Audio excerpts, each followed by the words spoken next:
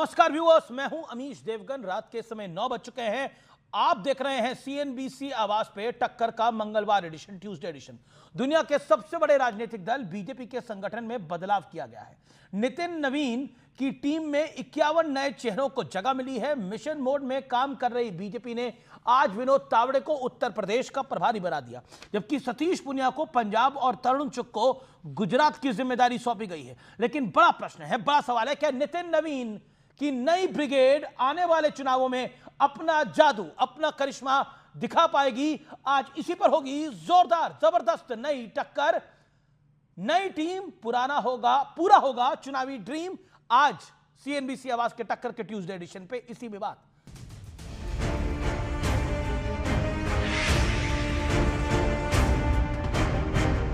नए कलेवर, नए तेवर और नए टारगेट के साथ बीजेपी की नई टीम तैयार है। नई टीम के कुल 65 सदस्यों में 51 नए चेहरे शामिल हैं। अगले साल चुनाव वाले उत्तर प्रदेश से 8, उत्तराखंड से 4, गुजरात से 4 और पंजाब से 2 चेहरे टीम नितिन नवीन का हिस्सा हैं। भारतीय जनता पार्टी की नई टीम में 73 साल की वसुंधरा राजे सबसे सीनियर हैं, जबकि 35 साल के डॉक्टर हेमांग जोशी सबसे युवा हैं। यानी इस नई टीम को युवा और अनुभव का संगम भी कहा जा सकता है।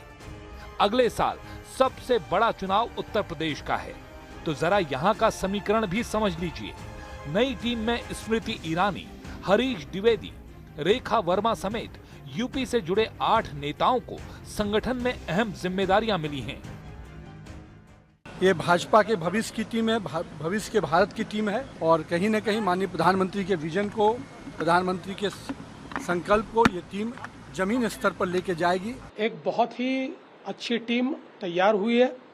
इसमें अनुभवी लोग भी हैं, युवा रक्त भी हमको इसमें दिखाई पड़ता है। दलित इसमें ना के बराबर है।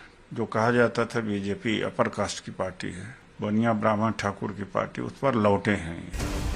हालांकि यूपी में चवन्नी और रुपए वाली अलग ही सियासी जंग चल रही है। अखिलेश यादव ने जयंत चौधरी पर तंज कसते हुए कहा, बताओ, हम लोगों ने चवन्नी का रुपया बना दिया, तब भी हमें छोड़कर चले गए। कुछ गठबंधन भी ऐसे किए हम लोगों ने, जाने कहां से आ गए थे गठबंधन वाले। बताओ, हम लोगों ने चवन्नी का रुपया बना दिया, तब भी हमें छोड़ के चले गए। अखिलेश यादव जी आपके पिता मुलायम सिंह चौधरी चरण सिंह जी के चरणों में बैठ के राजनीति सिखा करते थे और चौधरी साहब ने उनका हाथ पकड़ के उनको नेता बनाने का काम किया था। वहीं आपके पिता ने चौधरी अजीत सिंह जी को 1989 में धोखा देके मुख्यमंत्री की कुर्सी हथियाई थी और आज आप हम पे एहसान जता रहे हैं। उधर देश की ग्रैंड ओल्ड पार्टी यानी कांग्रेस का हाल ऐसा है कि पंजाब जैसे चुनावी राज्य में बगावत अब तक नहीं थमी है। दूसरी तरफ संगठन के कई पद खाली हैं, तो सवाल है कि क्या नई टीम बीजेपी का मुकाबला करने के लिए विपक्ष तैयार है? आज इसी पर होगी देश की सबसे बड़ी बहस। और अब वक्त है सुप्रसिद्ध विश्लेषण का, और विश्लेषण में बीजेपी की नवीन टीम का संपूर्ण विश्लेषण। यूथ कनेक्ट नई टीम में 40 साल से कम उम्र के 6 सदस्य। सबसे युवा चेहरा डॉक्टर हेमांग जोशी की उम्र सिर्फ 35 साल है। वुमेन पावर क्या जबरदस्त देखने को मिली है। नई टीम में 12 महिला सदस्य, यानी नवीन टीम में 18.5% महिलाएं हैं। और खबर यह है कि भारतीय जनता पार्टी अब जब प्रवक्ताओं की लिस्ट भी निकालेगी तो उसमें महिलाओं को तरजीह देगी। महिला वोटर्स बीजेपी के लिए साइलेंट पावर कही जाती हैं और शायद उसी को इंपॉर्टेंस दी गई है। चुनावी फोकस, अगले साल चुनाव वाले उत्तर प्रदेश से 8 और उत्तराखंड से 4, गुजरात से 4 और पंजाब से 2 मेंबर सीधे तौर पर शामिल किए गए हैं। नया टीम है, नई टीम है और नई टीम है। पिछली टीम के 29 चेहरों को नई टीम में जगह नहीं, मात्र 14 सदस्यों को दोबारा जिम्मेदारी दी गई है। यह एक बड़ा अपडेट है। अब इसके साथ साथ नए चेहरों के साथ नई लुक एंड फील वाली थीम देने की कोशिश है। सोशल मीडिया को और तार्किक बनाने की कोशिश है। नई चुनौती क्या है? नया चैलेंज यह है कि जेनजी के मुद्दों को सुलझाने का एक नया चैलेंज है। सोशल मीडिया वाले विरोधी प्रचार से निपटने का एक बड़ी चुनौती रहेगी इस नई टीम के आगे। हालांकि मीडिया सेल में वही पुराना नाम है जो कि लगातार 2016 से चलता हुआ आ रहा है, अनिल बलूनी, और सोशल मीडिया में एक नई एंट्री हुई है, वहां पे एक नए कन्वीनर की एंट्री हुई है। लेकिन अमित मालविया एक इंपॉर्टेंट फैक्टर थे और आगे भी रहेंगे, इसमें किसी को कोई दो राय नहीं होना चाहिए। अब बड़ा सवाल क्या है, बड़ा प्रश्न आज का यह है कि 2027 से 2029 तक के चुनावी चैलेंज वाले टास्क को नई टीम पूरा कर पाएगी, और यही आज का बड़ा सवाल है। क्या वाकई, क्योंकि राहुल गांधी की आंधी कांग्रेस कह रही है आ रही है और अखिलेश यादव का जलवा देखने को मिलेगा उत्तर प्रदेश में, ऐसा समाजवादी पार्टी को लगता है।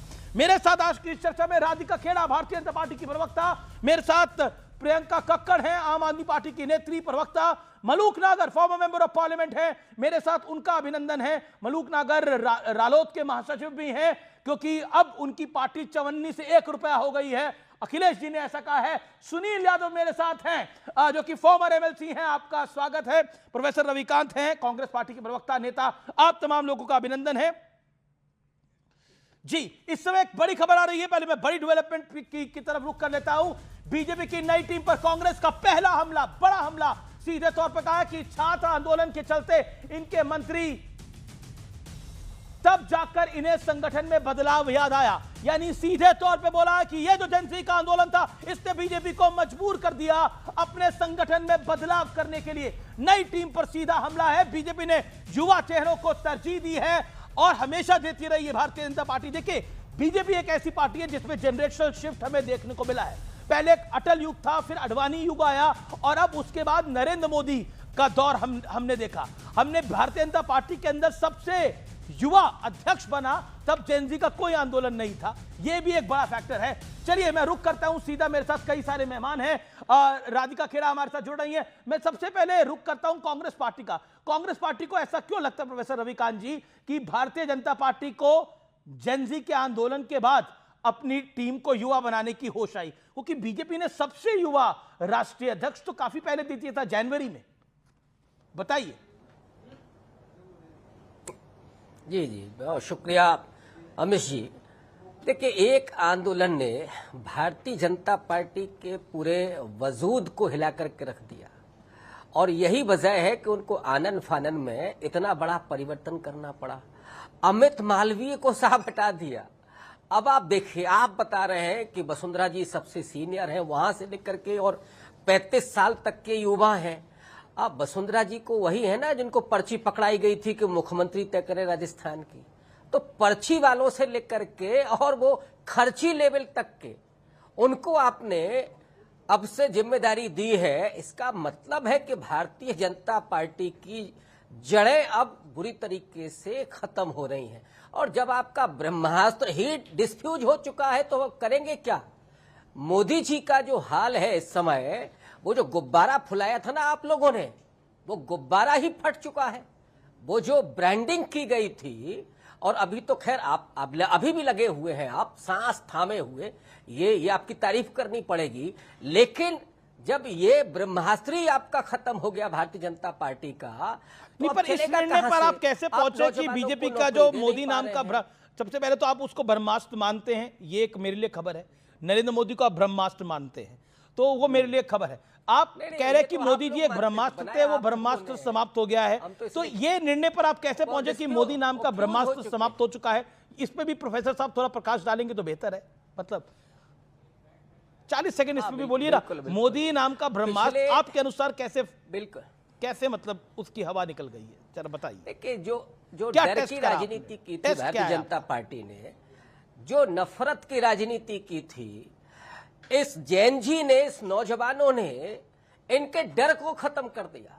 अच्छा, जो राहुल गांधी जी ने कहा था डरो मत, और ये मैसेज कहां से आया था? भारत जोड़ो यात्रा से।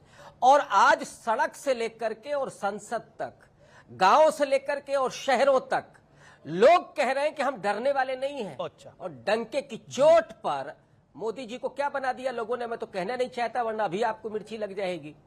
बच्चे कह रहे हैं 56 इंच का बंदर। तो जो हालत हो गई है मोदी जी की, जो ब्रांडिंग खत्म हो गई है ना, बच्चे नहीं कह रहे, लेफ्ट विंग का आयसा और एसएफआई कह रहा है, और कांग्रेस के कुछ नेता कह रहे हैं, बच्चे नहीं कह रहे। ये थोड़ा मतलब सुधार करिए अपनी बात के अंदर। सेकेंडली आपने बोला कि मोदी नाम का जो ब्रह्मास्त्र को कि जेनजी का आंदोलन हुआ, जेनजी का आंदोलन हुआ तो उससे वो समाप्त हो गया। आपने यही बोला ना, मोदी नाम का जो ब्रह्मास्त्र था, जेनजी का जो एक आंदोलन हुआ उससे वो समाप्त हो गया। यही आपका लब्बो लुबाब है बात का। तो जेनजी के आंदोलन के बाद वो समाप्त हो गया। अब आप मुझे बताइए, बंगाल में आपकी एक भी सीट नहीं आई। उत्तर प्रदेश में पिछले चुनाव में 2 सीटें आई। कई लोकसभा चुनाव आप हार चुके हैं, राहुल जी के नेतृत्व में भी चुनाव हार चुके हैं। तो राहुल जी को अभी भी आप नेता मानते हैं ना, और राहुल जी से आपको अभी भी उम्मीद है? बिल्कुल होगी, क्योंकि आपके नेता हैं, आपको लगता है वो डिलीवर करेंगे। तो मोदी के लिए आपकी कैटेगरी दूसरी है, राहुल जी के लिए दूसरी है, मोदी जी के लिए दूसरी है, राहुल जी के लिए दूसरी है। मैं राधिका खेड़ा को रुख करता हूं। राधिका खेड़ा, कांग्रेस का कहना है कि राहुल गांधी एक आंधी है, अब उसको रोक पाना मुश्किल है। नई टीम ले आए, कुछ ले आए, चाहे स्मृति ईरानी जी आ जाएं, चाहे विनोद तावड़े जी आ जाएं, चाहे तरुण चुग आ जाएं, चाहे अनिल बलूनी आ जाएं, कोई कुछ नहीं बिगाड़ सकता। सभी को वंदे मातरम और नमस्कार। अमीश जी देखिए ना, मैं सुन रही थी एक जहीरा विलाप कांग्रेस के प्रवक्ता से। 3 चीज़ें उन्होंने बोली। 56 इंच का बंदर, मुझे समझ नहीं आता ये और पवन खेड़ा बार बार अपने ही 56 साल के युवराज को, जिसको बार बार रीलॉन्च करने की कोशिश करते हैं, संसद से लेकर यहाँ तक उनका जोक क्यों बनाते हैं। 56 साल का इनका जो बंदर है उसके बारे में बार बार ये लोग क्यों बोलते हैं? क्यों आप लोग अपने नेता को मॉक करते हो? ठीक है वो राष्ट्रीय अध्यक्ष नहीं है, पर आपके शहजादे हैं, मत करिए ऐसा। जिन लोगों को 56 साल का वो आदमी युवा लगता है, उनको क्या समझ आएगी जेनजी क्या होता है। फिर उन्होंने एक बात बोली भारत तोड़ो यात्रा के बारे में, और ये कहा डरो मत। हाँ, इसीलिए डरो मत का नारा सुनते हुए सुप्रिया श्रीनेट ने जो झूठ फैलाए थे, ताबड़तोड़ तरीके से जैसे ही FIR हुई सारे के सारे ट्वीट्स डिलीट करके भाग ली।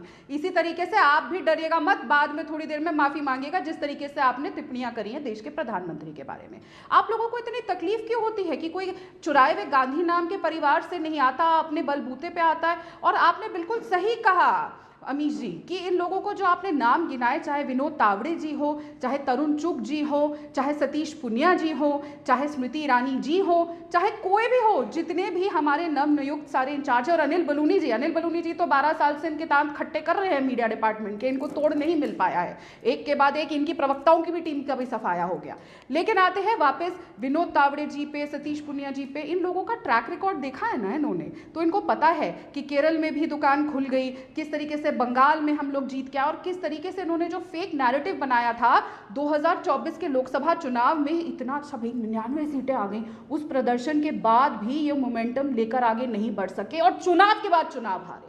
और देखिए फ्रस्ट्रेशन इतनी आ गई कि मोदी जी से नफरत, हमारे हर अमित शाह जी से नफरत, नितिन नवीन जी से नफरत, सबसे नफरत इतनी सर पे चढ़ गई कि अब वो देश विरोधी बयान देने लग गए हैं और देश के प्रति अपनी नफरत लेकर आ रहे हैं। इनके पास क्या ट्रैक रिकॉर्ड है? राहुल गांधी का ट्रैक रिकॉर्ड, जो 100 से ज्यादा चुनाव हरा चुके हैं अपने नेतृत्व में। प्रियंका वाड्रा का ट्रैक रिकॉर्ड, उत्तर प्रदेश की चुनाव की महासचिव बनती है, उसके बाद ऐसे प्रियंका चतुर्वेदी। राधिका, लेकिन ऑपोजिशन का अपबीट ये है कि उनको लगता है कि धर्मेंद्र प्रधान का हमने इस्तीफा करवा दिया, यानी कॉकरोच जनता पार्टी ने दबाव डाला, प्रेशर डाला, धर्मेंद्र प्रधान का इस्तीफा हो गया, सरकार को सेशन के दौरान बैकफुट पे जाने को मजबूर किया। ये तरह के उनके बयान आते हैं। उनको लगता है कि अब बीजेपी का वो मोजो नहीं है। You understand my point? वो मोजो, वो तिलिस्म नहीं है, ये उनको लगता है। What is your view on this? Amish ji क्या है ना, जिन्होंने चाहे नेहरू जी के पहले प्रधानमंत्री बनने की बात हो, जब उनको वोट नहीं बनी थी और वो छल करके, वोट चोरी करके उनको प्रधानमंत्री बनाने का काम किया था, से लेकर आज तक इनके परिवार ने, इनकी पार्टी ने सिर्फ छल ही तो किया है। ये कहाँ जानते हैं कि देश के लोगों की भाषा कैसे सुनी जाती है? हमारे देश के छात्रों ने मांग करी, हमने पूरी करी। हमारा झारखंड का युवा आज भी बैठा हुआ है और आज भी आंदोलन जारी है। मजाल है इन्होंने हेमंत सोरेन साहब का इस्तीफा ले लिया हो, मजाल है फोन कॉल से आगे बढ़कर राहुल बाबा 56 इंच के वो छोटे से बंदर वहां पे खुदक के चले गए हो, मजाल है। हुआ क्या?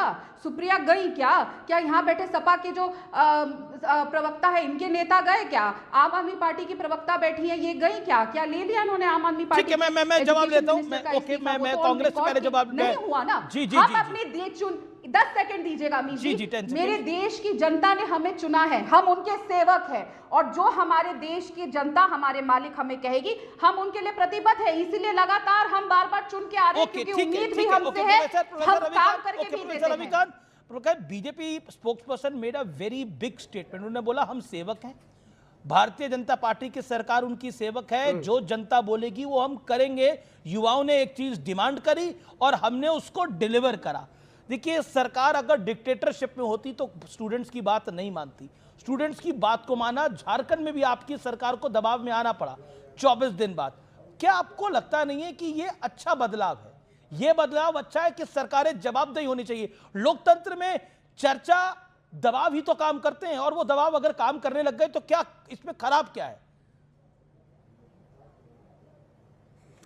अमित जी, जिस समय जंतर मंतर पर आंदोलन चल रहा था, जरा अपना आप देख लीजिएगा पीछे जाकर के, उस समय आप लोग क्या बोल रहे थे और भारतीय जनता पार्टी के नितिन नवीन जी क्या बोल रहे थे और उनकी सांसद क्या बोल रही थी। उनको गटर जनरेशन कह रही थी। ये उन बच्चों के साथ जो आपने किया है वो सेवा कैसे कर रहे थे आप? उन बच्चों पर पैलेट गन चलवाई है आपने, लाठियां बरसाई हैं आपने, और बिहार में तो AK-47 चलवा दी। ये सेवा थी जब किसान बैठे हुए थे दिल्ली की सीमा पर, उस समय 13 महीने तक आप सेवा कर रहे थे उनकी, उन पर लाठियां चलवा रहे थे। आप ये सेवा करते हैं। भारतीय जनता पार्टी की सरकार ने केवल डरा धमका करके, लोगों को नफरत सिखा करके ये इस देश को चलाना। जब आप नफरत बोलते हैं, जब मैं प्रोफेसर साहब, आप काफी दानिश्वर हैं, पढ़े लिखे आदमी होंगे, जब आप नफरत बोलते हैं तो मैं समझ में नहीं पाता। रमेश जी, मैं आपका बहुत सम्मान करता हूं, आप बहुत सीनियर पत्रकार हैं, बहुत सीनियर एंकर हैं, मुझे आप बात कहने नहीं दीजिए। बिल्कुल, बोलिए। राधिका खेड़ा जी ने कहा, नेहरू जी पर जो बात कही कि वोट चोरी करके, अरे आप तो इस लोकतंत्र पर धब्बा है। नेहरू जी 1952 का इलेक्शन कैसे जीत करके आए थे? 22 करोड़ लोगों ने धूल चटाई थी आपको, और हमने चुनाव किस पर जीता था? धर्मनिरपेक्ष लोकतांत्रिक संसदीय व्यवस्था पर चुनाव जीता था, जिसमें तीन पार्टियां थीं जिनसे आप निकल करके आए, जिनसे बीजेपी निकल करके आई, राम राज्य परिषद, जी। हिंदू लेकिन जब आप बीजेपी के निकलने की बात करते हैं तो सब पार्टियां कांग्रेस से ही निकली हैं। लेकिन एक मेरा प्रश्न ये है, जब आप नफरत की बात करते हैं प्रोफेसर साहब, मैं आप ही के पास आ रहा हूं, जब आप नफरत की बात करते हैं कि नफरत पैदा हो गई, कोई नफरत जिस आप नफरत की बात करते हैं, क्या 2014 के बाद ये हिंदू मुसलमान हुआ? 1947 में जब देश आजाद हुआ और उससे पहले बंटवारा हुआ, तो हिंदू मुसलमान पर तो नेहरू जी माने ना बंटवारे के लिए। पंडित नेहरू और जिन्ना के बीच में जो विवाद हुआ प्रधानमंत्री पद को लेकर, वो क्यों हुआ? कश्मीरी पंडितों का नरसंहार हिंदू मुसलमान के नाम पे हुआ। 84 के दंगे किस बात पे हो गए? तो नफरत कौन था? देखिए, मैं आपको फिर कहता हूं, मुगल यहां पर आए, मुगलों ने यहां पर हिंदुओं के मंदिरों को तोड़ा। यह आज की जनरेशन को पता होना चाहिए, आपको बताना चाहिए। तो नफरत की बात नहीं है, कुछ सत्य और तथ्य हैं, उनको बदलेंगे कैसे? आप मुझे बताइए ना, हम अपनी जड़ों को कैसे बदल लेंगे? हम भूल जाए 47 में बंटवारा ही नहीं हुआ देश का। बंटवारा हुआ ना इस देश का, धर्म के नाम पे हुआ, धर्म के नाम पे हुआ ना प्रोफेसर साहब। बिल्कुल हुआ। लेकिन इतिहास से आप सबक सीखते हैं। सही कहा आपने। इतिहास से लोगों को सबक सिखाने के लिए नहीं किया जाता है। जब आप ये कहेंगे कि मुगलों ने मंदिर तोड़े थे, तो इसका जवाब कौन देगा कि बुद्धिस्टों के बौद्ध मठ तोड़े गए थे? ये भी इतिहास है, इसको भूल जाएंगे क्या? इतिहास को ना ही दोहराया जाए तो ज्यादा अच्छा है। बिल्कुल नहीं दोहराना चाहिए, बिल्कुल नहीं दोहराना चाहिए। कौन कह रहा है? कौन कह रहा है? देखिए, ऐसे तो कई सारे क्लेम हैं कि फलानी जगह मंदिर था, ढमकानी जगह कुछ और बन गया। कई सारे क्लेम है, कोर्ट ही नहीं उसकी अनुमति देता। और मैं और इसमें सेटलमेंट हो जानी चाहिए वंस इन ऑल। लेकिन ज्योतिर्लिंगों के साथ कॉम्प्रोमाइज नहीं हो सकता ना। सबको पता है सोमनाथ मंदिर को तोड़ा गया, और तोड़ा गया तो बताना तो पड़ेगा ना तोड़ा क्या। Okay, Radhika Khera, I will come back to you. Okay, Priyanka Kakkar from Aam Aadmi party मेरे साथ है। 1 सेकेंड, प्रियंका कक्कड़ आम आदमी पार्टी से मेरे साथ है। Okay, professor Ravikant, hold on. Priyanka Kakkar, BJP's new team, BJP को लगता है कि उसका मोजो 2029 में चल पाएगा, 2027 में चल पाएगा, उत्तर प्रदेश, उत्तराखंड, पंजाब के अंदर। क्या आपको लगता है Bharatiya Janata party on ground की पार्टी है, संगठन वाली पार्टी है, लेकिन उसको कमबैक करना आता है? अगर क्या आपको लगता है, do you think BJP can make a comeback as a opposition? सभी को नमस्ते अमीश जी। इसको सिलसिलेवार तरीके से लेते हैं। अभी जो न्यू अपॉइंटमेंट्स हुई हैं वो विचारधारा थोड़ी बदली है। अगर पहले इनकी नेता कहती थी कि गोडसे की फैन है वो, तो अब प्रीति गांधी आ गई हैं, वो कहती हैं वो गोडसे की फैन है। आलोक भट्ट जिनको इन्होंने सोशल मीडिया टीम में लिया, वो कहते हैं कि रिजर्वेशन से कैंसर है, रिजर्वेशन को खत्म करना चाहिए। तो विचारधारा बदलनी है अब। ये तो बीजेपी का चित परिचित पैटर्न है कि वो हर बार नए लोग ले आते हैं, उनको लगता है नया सब कुछ हो गया, पर लोग अब बेवकूफ नहीं बनेंगे। लोग चाहते हैं व्यवस्था बदलना, अब लोग चाहते हैं प्रधानमंत्री बदलना, क्योंकि जब प्रधानमंत्री बदलेंगे तभी ये व्यवस्था बदलेगी, और अब लोग वहां पर पहुंच चुके हैं। क्योंकि तो आप चाहती है राहुल गांधी प्रधानमंत्री हो? 12 साल दे दिए। आप चाहती है राहुल गांधी अगले प्रधानमंत्री हो? प्रियंका जी देखिए, मुझे कोई भी बन जाए प्रधानमंत्री मोदी के अलावा इस टाइम ना, ऐसा हो गया है। आप ये देखिए, कोई भी बन जाए ना, अभी हमारे देश में ना कोई कमी नहीं है मेरिट की। राहुल गांधी खाली अभी चुनाव ही नहीं है, मोदी जी के बारे में नहीं पता था, वो अभी 3.25 साल है, अभी 3.25 साल है लोकसभा चुनाव में। पर आप पर उत्तर प्रदेश की बात कर रहे हो ना, तो मैं उस तरह चल रही हूँ कि उत्तर प्रदेश, दिल्ली का रास्ता उत्तर प्रदेश से होते हुए आता है, उस पर बात कर लेते हैं। आप कह रहे हैं तावड़े जी को वहां का चार्ज दिया जाएगा। तावड़े जी कौन है? फॉर एग्जाम्पल 2019 में उन्होंने प्रेस कॉन्फ्रेंस करके बताया कि मेरे को साइडलाइन कर दिया, मेरे को टिकट नहीं दी। महाराष्ट्र में देवेंद्र फडणवीस बोले कि इनको हटाओ यहाँ से, उनके पास कोई मास सपोर्ट नहीं था, उनको कहीं सेट करना था, पहले राज्यसभा थी, अब यहाँ दे दिया। यही है ना तावड़े साहब, यही है ना आपका, आप यही मानते हैं ना आप? उनका कोई अपनी ऑर्गेनाइजेशनल कैपेबिलिटी तो उन्होंने कभी दिखाई नहीं अभी आज तक। वहां पर यूपी में कितने सारे विवाद चल रहे हैं, आप सोचिए यूपी में इनकी हालत कितनी खस्ता है। पहले अयोध्या हार गए थे, 62 से 33 हो गए, उसके बाद अभी 50,000 अनाउंस कर दिया। 9 लाख करोड़ का डेट है यूपी के ऊपर, और 8 लाख करोड़ और सोच रहे हैं चढ़ाने की। इतनी हालत खस्ता है कि 50,000 रुपए प्रति महिला। क्या आपको लग रहा है डेट पे होगा यूपी का चुनाव? Free move Priyanka Kakkar, let's be realistic, क्या आपको लगता है डेट पे चुनाव होने वाला उत्तर प्रदेश का? उत्तर प्रदेश में डेट कितना है? Do you think Uttar Pradesh में उन्नाव में चुनाव इस पे होगा, बाराबंकी में चुनाव डेट पर होगा? आपको लगता है ऐसा? आप कह रहे हैं, आपको लगता है? नहीं प्रियंका, लेट्स बी प्रियंका, मैं किसी डिज्नीलैंड में नहीं रहना चाहता। आपको लगता है उत्तर प्रदेश में डेट पे चुनाव होने जा रहा है? ऐसा आपको लग रहा है? आपको लग रहा है पंजाब में डेट पे चुनाव होने जा रहा है? नहीं, okay Priyanka, let's be, Priyanka ji थोड़ा रियलिस्टिक होकर बात करते हैं। आपको लगता है पंजाब में डेट पे चुनाव होगा? डेट पे चुनाव होगा पंजाब के अंदर? अगर डेट पे चुनाव होगा तो आप औरतों के अकाउंट में पैसे क्यों भेज रही हैं? अगर डेट पे चुनाव होना है तो इकोनॉमी बेहतर करिए। कोई स्टेट गवर्नमेंट अपनी इकोनॉमी बेहतर नहीं करना चाहती, सब फ्रीबीज देना चाहते हैं। सबको चुनाव जीतना है, आपको भी जीतना है, भारतीय जनता पार्टी को भी जीतना है। अरे अमीर जी बीजेपी का स्पोक्स पर्सन है यहाँ पे। ना बीजेपी के स्पोक्स पर्सन की बात नहीं है, ना बीजेपी को डेट की चिंता है, ना आम आदमी पार्टी की सरकार को डेट की चिंता है। चाहे उत्तर प्रदेश हो चाहे पंजाब हो, I am being very neutral on this. अरे हमने कम किया, ये डबल चढ़ा रहे हैं, ये डबल चढ़ा रहे हैं। आप देखो ना, अगर आम Aadmi party 9 lakh crore Priyanka, let's not get into this. Priyanka, I am a business journalist, मैं एक बिजनेस जर्नलिस्ट हूं, मैं सारी डिटेल्स में चला जाऊंगा। It will be awkward for you, for your party to answer it. You can't say on this, आप नहीं बोल सकती। आपने दिल्ली में कैसी सरकार चलाई आपको पता है ना?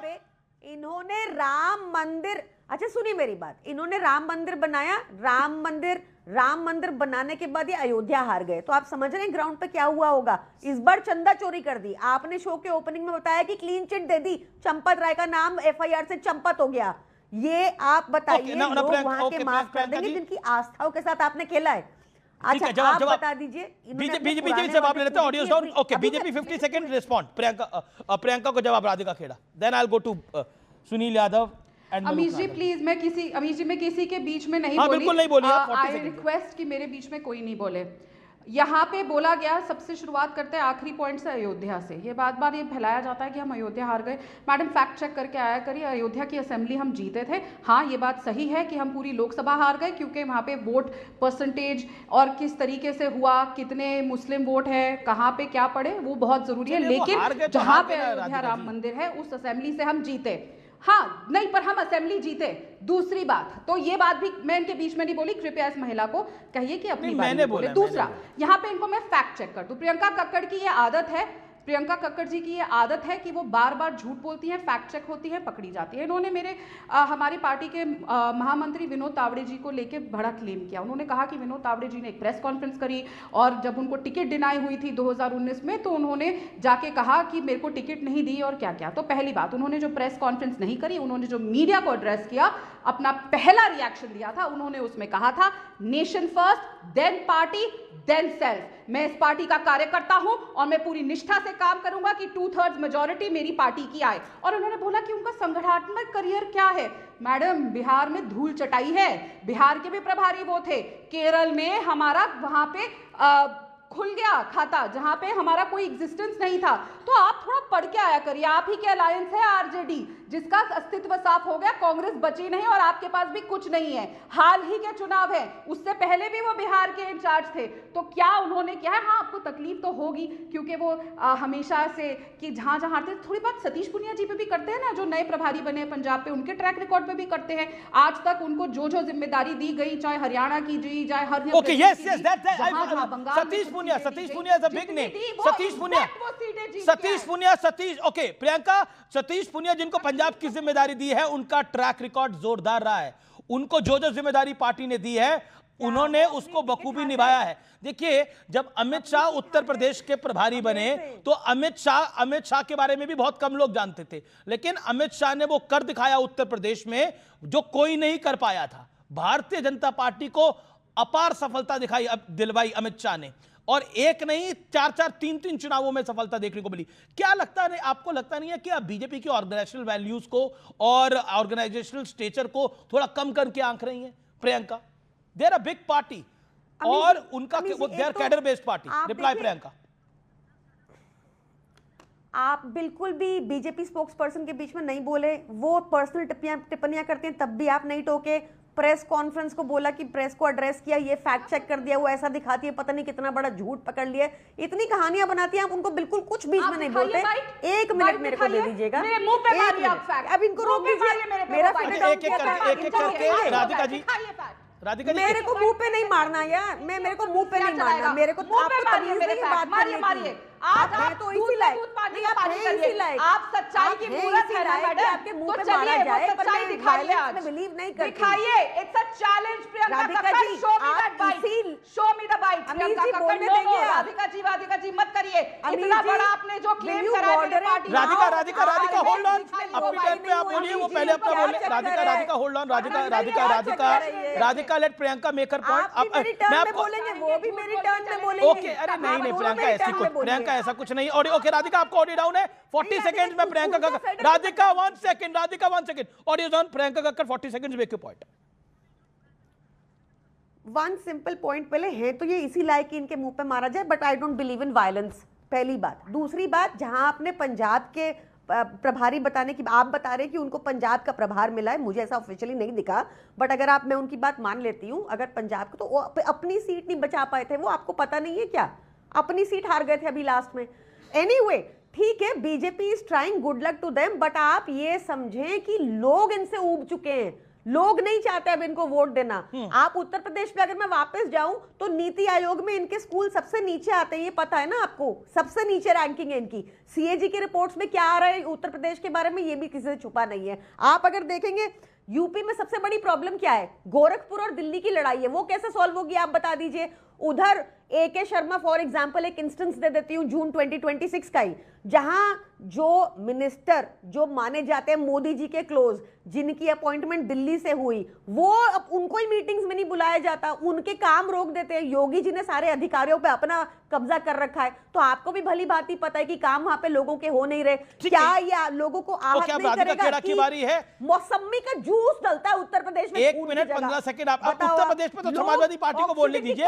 अब आम आदमी पार्टी दिल्ली पे भी बोलेगी, पंजाब पे भी बोलेगी, देश पे भी बोलेगी और यूपी पे भी बोलेगी। मतलब कांग्रेस को मुझसे उत्तर प्रदेश पूछा, समाजवादी मैंने पंजाब पूछा था आपसे। Okay, Radhika Khera 40 second reply, then Sunil Yadav and Maluk Nagar, चवन्नी और 1 रुपए की बात होनी है। ओके अमीर जी, ओके अमीर जी ये बोल रही थी she does not believe in violence, yet ये एक शब्द नहीं बोल पाई जब स्वाति मालीवाल को ब्लैक एंड ब्लू पीट अप कर दिया था मुख्यमंत्री के निवास में। एक शब्द नहीं बोली उनके फेवर में महिला होते हुए। खैर, अपनी अपनी विचारधारा है। फिर इन्होंने कहा कि सतीश पुनिया जी अपनी सीट हार गए।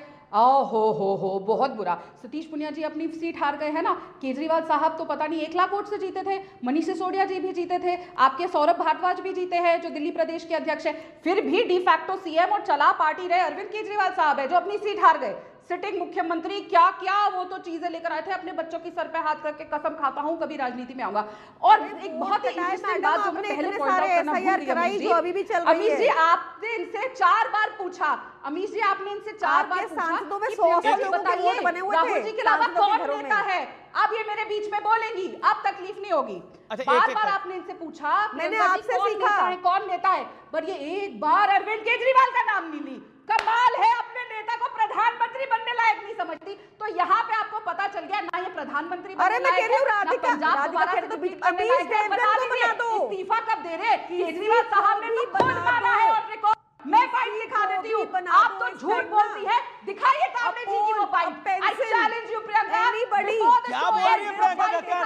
प्रियंका कक्कड़ आप कह रही है कि एक खंबे को बना दो, एक सेकंड राधिका केड़ा ऑडियो डाउन। प्रियंका कक्कड़ आप क्या बोल रही है? प्रियंका कक्कड़ आप क्या बोल रही है? एक खंबे को प्रधानमंत्री बना दो, एक पेंसिल को प्रधानमंत्री बना दो। प्रधानमंत्री एक बहुत बड़ा पद है भाई, खंबे और पेंसिल को प्रधानमंत्री नहीं बनाया जाता, व्यक्ति को बनाया जाता है।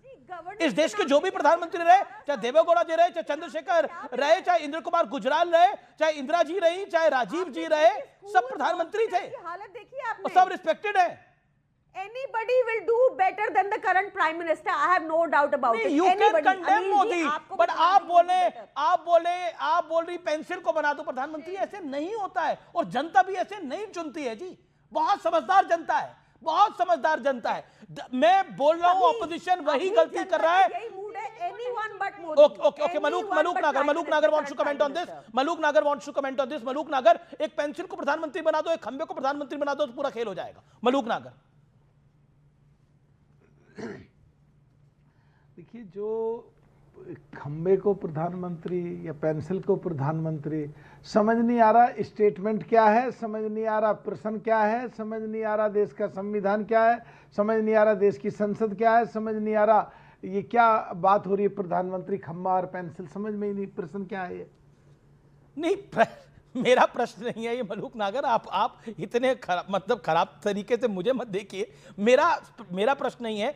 आम आदमी पार्टी के स्पोक्स पर्सन ने बोला कि एक खंबे को भी आप बना देंगे प्रधानमंत्री, एक पेंसिल को भी बना देंगे तो वो बेटर परफॉर्म कर जाएगा। ये मेरा प्रश्न नहीं है, सुना नहीं आपने डिस्कशन। तो शायद ये कहीं ना कहीं ये उनको कह रहे हैं जो हमारे साथ देश की संसद में दारू पी के आ जाते थे, उनको कई बार देश की संसद से मान साहब को निकाला गया है और इन्होंने उनको वहां मुख्यमंत्री पंजाब का बना दिया है, शायद उसको कह रहे होंगे, इनको ऐसा लगता होगा। अच्छा ठीक है, मलूक नागर को 30 सेकंड बोलने दीजिए। ओके, जो भी बोले ऑथेंटिकली बोले। ओके मलूक नागर जी। देखिए जो आज का जो चर्चा है और इन पे नई टीम बीजेपी की जो एनडीए के मुखिया हैं वो शायद झिल नहीं रही है, और जो आज कांग्रेस के हमारे साथी 56 इंच का बंदर कह रहे हैं देश के माननीय प्रधानमंत्री को, तो कहीं ना कहीं बात उनकी तरफ ही जा रही है। 56 जो निकली है वो शायद राहुल गांधी जी की एज है। वो बंदर किसको कह रहे हैं ये खुद सोच लें, खुद गिरेबान में झांक लें। और जो आज की तारीख में देश के संविधान को नहीं मान रहे, जो देश की संसद के बनाए गए नियम और कानून को नहीं मान रहे, जो वंदे मातरम के 2 छंद गा करके कांग्रेस के मुख्यालय पे और उसको बंद कराते हैं, और उनकी पार्टी के मनोज जो सांसद हैं वो कहते हैं मैडम बंद कराना चाहती थी पर हमने करा नहीं, पूरा सुनवाया। तो कन्फ्यूजन है, कोई कहते हैं उनकी तबीयत खराब थी, उनको कुर्सी मंगा रहे थे सोनिया गांधी जी को, कोई खड़गे जी की तबीयत खराब, उनको कुर्सी मंगा रहे थे। तो फिर गोवा में जाकर के खड़गे साहब ने फिर वहीं दोबारा से क्यों कर दिया? तो क्या संविधान को नहीं मानती विपक्ष की सबसे बड़ी पार्टी? तो क्या देश में ये सिद्ध करना चाहते हैं ये नकली इस तरीके से जो संविधान की कॉपी लेके घूमते थे, तो देश के संविधान को नहीं मानते हैं। लेकिन देखिए सुनील यादव ठीक है, मैं आपके पास आ रहा हूं। सुनील यादव, एक तो ये 54 और 1 रुपए में आप क्यों उलझा रहे हो आप आरएलडी को? आपको क्यों लग रहा है ये आप कह रहे हैं कि हमने तो 1 रुपया बना दिया इनको गठबंधन करके? देखिए अमीश भाई, क्योंकि बहुत महत्वपूर्ण विषय पर आप डिबेट लेकर के आए, तो मैं सबसे पहले भारतीय जनता पार्टी की जो नई टीम है मैं उसको बधाई दूंगा। और एक बात और साफ कर दूं कि कई बार डिबेटों में यह बात आती है कि धर्मेंद्र प्रधान का इस्तीफा पॉलिटिकल पार्टियों ने दिलवा दिया, धर्मेंद्र प्रधान का इस्तीफा इस देश के नौजवानों ने दिलवाया है। सरकार नौजवानों के सामने घुटना टेकी और इस बात को हमारे नेता आदरणीय अखिलेश यादव जी ने सदन में खड़े होकर के कहा था कि ये आंदोलन न समाजवादी पार्टी का है, न कांग्रेस का है, न बीजेपी का है, ये देश के नौजवानों के भविष्य का मामला है।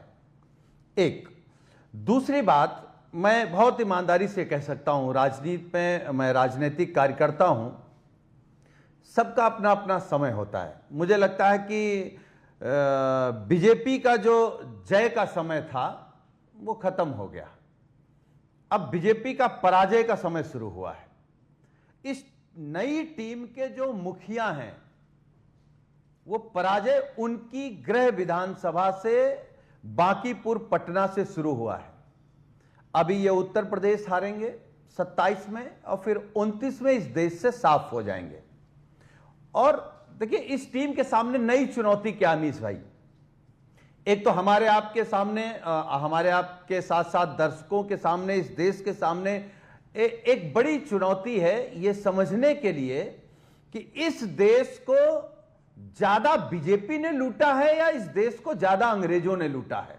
यह रिसर्च का विषय है, क्योंकि बीजेपी की सरकार में राम मंदिर भी लूट गया जी, पिछड़ों राम मंदिर पर तो हमने कई सारी चर्चा करी, कम से कम 10 चर्चाएं करी, लेकिन ये चवन्नी को आपने 1 रुपया बनाया, इस पर भी तो प्रकाश डालिए थोड़ा। सुनील यादव जी मुझे बोल लेने दीजिए, बोल लीजिए, मैं उस पे आ रहा हूं।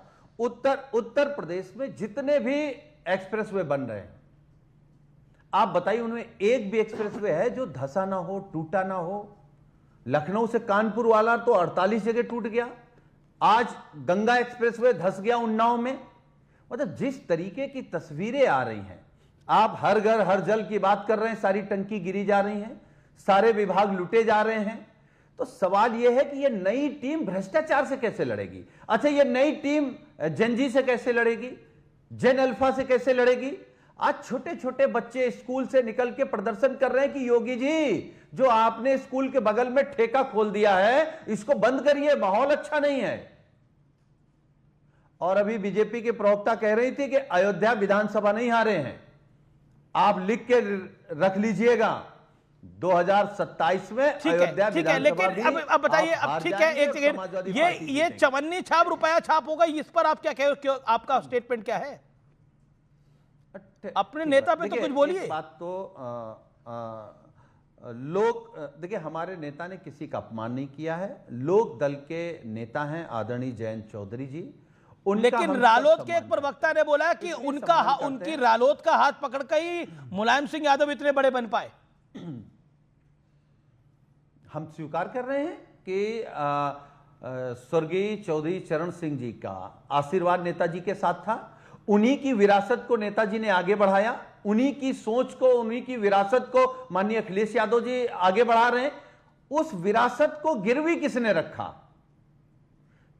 जिस बीजेपी की गलत नीतियों की वजह से। वो तो कह रहे हैं अजीत सिंह जी को धोखा दिया और सीएम बन गए, वो तो ये भी कह रहे हैं। रालोद कह रही है कि अजीत सिंह को धोखा दिया और मुलायम सिंह यादव जी सीएम बन गए। वो कह रहे हैं हिस्टोरिकल फैक्ट है ये। नहीं, चौधरी चरण सिंह जी ने जीवित रहते इस बात को कहा था कि हमारी संपत्ति के वारिस चौधरी अजीत सिंह होंगे और राजनीति के वारिस मुलायम सिंह यादव जी होंगे। इसमें दुविधा मत रखिए, यह खुद चौधरी साहब ने कही थी। अच्छा बताइए कि लोक दल चौधरी साहब की विचारधारा वाली पार्टी कहां चली गई? किसानों पर थार चढ़ाने वालों की जय जयकार कर रहे हैं आप? नहीं, ये देखिए सुनील यादव, मैं इतिहास का भी छात्र हूं, आप इस पे शास्त्रार्थ कर लीजिए। अब बताइए चौधरी चरण सिंह किसके खिलाफ लड़के प्रधानमंत्री बने? उनका विचारधारा विरोध किस पार्टी के साथ था बताइए? कांग्रेस के साथ था, किसके साथ था बताइए? कांग्रेस का। तो आप कांग्रेस के साथ हैं? आप कांग्रेस के साथ हैं आज बताइए? अरे हमारे चौधरी चरण सिंह सही है? आप सही? अब ठीक है, चौधरी चरण सिंह का कांग्रेस के साथ विरोध था, मुलायम सिंह यादव को भी कांग्रेस के साथ विरोध था। मुलायम सिंह यादव ने एक मेरे इंटरव्यू में बोला कि कांग्रेस ज्यादा खतरनाक है भारतीय जनता पार्टी से। ये कहा कि नहीं कहा? हिस्टोरिकल फैक्ट है, हिंदुस्तान टाइम्स में कोट हुआ था वो इंटरव्यू मेरा। बोलिए।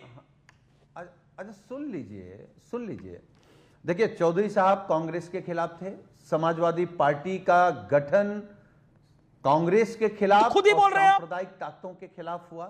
नफरत तो अभी भी फैलाने चौधरी साहब वालों का के परिवार तो खिलाफ कांग्रेस हुआ। के खिलाफ ही है। लेकिन अरे सुन लीजिए, अब परिस्थितियां कांग्रेस सरकार में नहीं वाह, है। वाह। क्या कांग्रेस क्या देश में ये सुनील यादव कैसे हो गया? सुन लीजिए, वाह वाह वाह, ये कव्वाली नहीं हो रही, काउंटर ये कव्वाली नहीं हो रही है। बिल्कुल नहीं हो रही, क्या बिल्कुल नहीं हो रही। कांग्रेस ने कहा कि किसान नक्सली है? क्या कांग्रेस ने कहा कि किसान आतंकवादी है, माओवादी है? सुनील यादव, किसानों को सुनील विदेशी यादव, फंडिंग है? मैं किसने कहा? समाजवादी पार्टी में किसने आपको कहा? ग्राउंड किसने जीरो कहा? के नेता के रूप में मानता हूं। आप खुद जानते हैं कि सत्य क्या है और तथ्य क्या है। ओके, टक्कर के ट्यूसडे एडिशन में खबर आ रही है, कांग्रेस कल एक महत्वपूर्ण बैठक करने के लिए जा रही है। Maluk Nagar, you will get a chance to respond. Maluk Nagar ji, देखिए, हमारे से कंसर्न है, इसलिए टाइम देना प्लीज पूरा तरीके से। बिल्कुल बिल्कुल। देखिए, चौधरी चरण सिंह किसानों के देवता, किसानों के मसीहा थे और उन्होंने माननीय मुलायम सिंह जी को पसंद किया, उन्होंने आशीर्वाद दिया और माननीय मुलायम सिंह जी ने समाजवादी पार्टी बनाई, अस्तित्व में आई और वो बहुत सम्मान करते थे चौधरी चरण सिंह जी का, ये भी बात सच है। चौधरी अजीत सिंह जी का मुलायम सिंह जी बहुत सम्मान करते थे, ये भी बात सच है। पर अगर अखिलेश जी का हम बहुत सम्मान करते हैं, ये भी बात सच है। और अखिलेश जी का हमने कभी बेइज्जती नहीं करी, कभी कोई ऐसा शब्द नहीं बोले जो कांग्रेस के नेता मध्य प्रदेश के चुनाव में कहते हैं हटाओ अखिलेश पखलेश को, ऐसा नहीं कहा। जो कुछ विपक्ष के दूसरे लोग साथी जो इनके भी रहे हैं, हमारे भी रहे हैं, वो जिस तरह अखिलेश जी को कहते थे परिवार में किसी को नहीं बख्शा, हमने ऐसा कभी नहीं कहा। इनकी सोच इनके साथ है। ये क्या बोलते हैं हमारे नेता चौधरी जयंत जी को, ये इनके सामने है, इनकी स्थिति है। एक चीज पर अमित जी क्लियर है बिल्कुल एकदम कि जाट, गुजर, यादव, पाल, सैनी, कश्यप, सुनाल, लुहार, कुमार व तमाम पिछड़ी जाति और दलित समाज के लोग पश्चिमी उत्तर प्रदेश के चुनाव में अगर चौधरी चरण सिंह जी की विचारधारा के लिए या उनके पोते के लिए ऐसी शब्दों का इस्तेमाल करा तो जवाब दे देंगे। दूसरी बात, ये कांग्रेस के साथ है। आज 3 महीने में चौधरी चरण सिंह जी को कुर्सी से उठा के किसने फेंका? कांग्रेस ने। आय से अधिक संपत्ति के केस में मुलायम सिंह जी की यादव को कौन जेल में डालना चाहते थे? कांग्रेस। मायावती इस देश की कद्दावर नेता है दलितों के, उनको आय से अधिक संपत्ति के केस में कौन डालना चाहती थी? कांग्रेस। बाबा अंबेडकर साहब दलितों के, क्या पूरे देश के गरीब मजलूम सबके देवता हैं, उनको किसने चुनाव हराया? कांग्रेस ने। ये उनके साथ जा रहे हैं जो सो कॉल्ड इंडिया गठबंधन की सबसे बड़ी पार्टी कांग्रेस। और देश के किसी भी प्रदेश में जब चुनाव होते हैं आपस में लड़ते हैं, ये टन टन टन टकरते हैं, ये किसके साथ है? कांग्रेस के साथ हैं। एनडीए में माननीय नरेंद्र मोदी जी के साथ हैं और पूरा कोई प्रदेश नहीं है जहां झगड़ा होता हो। दूसरी बात, मैं एक बात और कह रहा हूं अमीश जी कि जब चुनाव होते हैं इनका चेहरा बिल्कुल सामने आता है और जब कहीं पे 2 तरह की राजनीति होती है, एक पक्ष एक विपक्ष। जो किसानों की बात करी, जब विपक्ष में होते हैं हम किसानों के लिए लड़ते हैं, जूझते हैं, भिड़ते हैं, टकरते हैं, लाठी खाते हैं, और जब सरकार में होते हैं तो माननीय प्रधानमंत्री का okay, you made your point. Sunil Yadav आपकी टर्न है। सुनील यादव, क्या आपको लगता नहीं है क्योंकि कांग्रेस, देखिए जो प्रैक्टिकल बात है, कांग्रेस आपसे 75-80 सीटें डिमांड करेगी उत्तर प्रदेश के चुनाव में, और कांग्रेस का स्ट्राइक रेट उत्तर प्रदेश में उतना बेहतर नहीं है, और वो आपके लिए कड़वा घुट होगा उस समय। देखिए अमीश भाई, क्योंकि ये सीटों के बंटवारे का मामला राष्ट्रीय नेतृत्व का है, लेकिन मैं ये कह सकता हूं कि हमारे नेता आदरणीय अखिलेश यादव जी ने एक बात कही है कि ये चुनाव सीट के बंटवारे का नहीं, जीत का मामला है। जो जहां जीत सकता होगा वो वहां लड़ेगा, कौन कितना लड़ेगा ये राष्ट्रीय नेतृत्व तय करेगा।